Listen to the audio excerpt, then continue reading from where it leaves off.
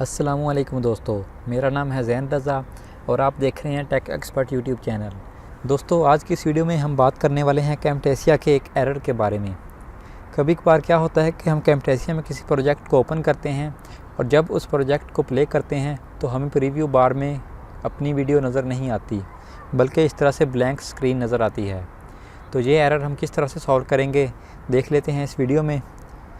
सबसे पहले अपने कैमटेसिया सॉफ्टवेयर को ओपन कर लें और उसके बाद यहाँ ऊपर एडिट वाले ऑप्शन पर क्लिक करें।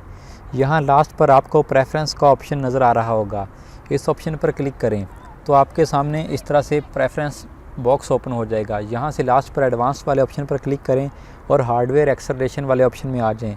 यहाँ से यूज़ सॉफ्टवेयर ओनली मोड पर क्लिक कर दें और इसको यहाँ से ओके कर दें।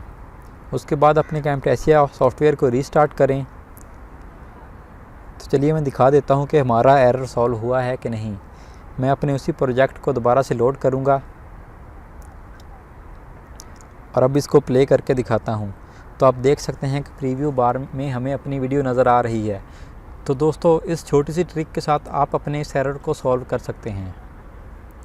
तो दोस्तों, ये थी आज की वीडियो। उम्मीद करता हूँ कि आपको ये वीडियो पसंद आई होगी।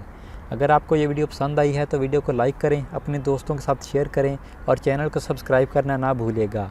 मिलते हैं अगली वीडियो में, तब तक के लिए अल्लाह हाफ़िज़।